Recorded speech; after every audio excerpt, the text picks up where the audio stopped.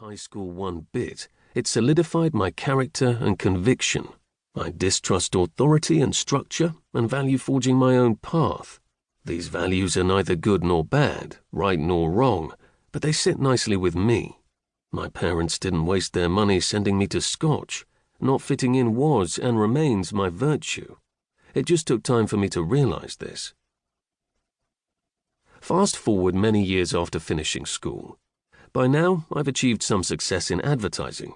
I've won awards and recognition and regularly speak at conferences and in the media, becoming, some might say, an industry expert. I'm also happily married to a wonderful woman, Anna, and we have two amazing boys, Asterix and Arturo. So you could say in some respects I've got my shit together. Recently, I was the keynote speaker at an advertising conference, and my presentation went well.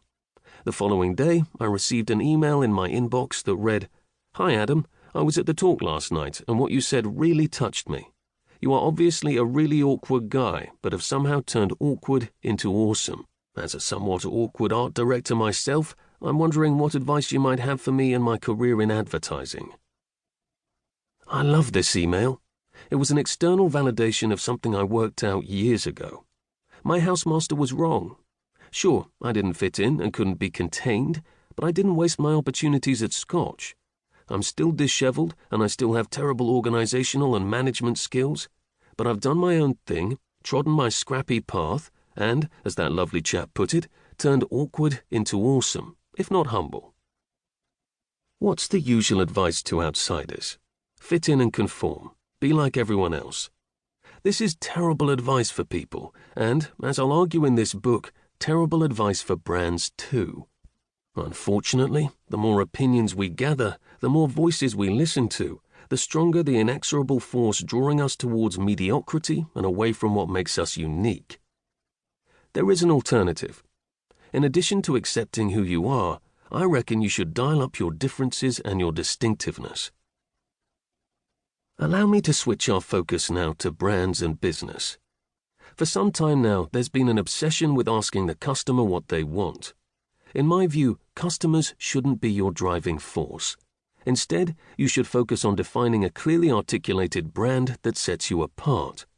If you listen to the customer, the brand will become like other brands, generic. I've always prided myself on holding different and unconventional ideas.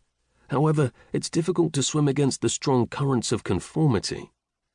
At its heart, this book makes a case for ignoring others' opinions and following your path. Adam Ferrier, January 2020. Introduction. If a good brand is a promise, then a great brand is a promise kept. I don't know who came up with this saying. Many moons ago, I quoted it during a workshop and it kind of stuck.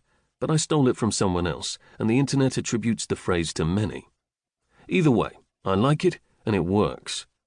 A brand signifies to a consumer that the good or service they are looking for is available.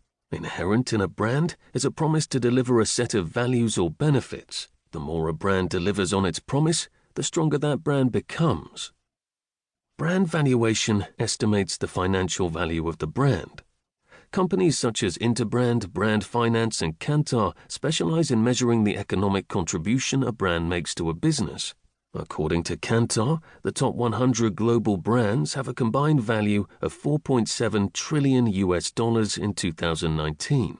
The top 10 brands were Apple, Amazon, Google, Microsoft, Visa, Facebook, Alibaba, Tencent, McDonald's, and AT&T. Many argue that the brand is the most critical part of a company and that divorcing the brand from the company is futile because, if done well, the brand is the company. Seth Godin is a U.S. marketing expert who summarizes brand value in this way. A brand's value is merely the sum total of how much extra people will pay or how often they choose the expectations, memories, stories, and relationships of one brand over the alternatives. It's not the supply chain, staff, marketing, machines, or capital expenditure, networks, or the things they make. The value, the thing that people pay for, is called brand equity. This is the value people ascribe to the brand over and above an unbranded copycat alternative. Brand value is an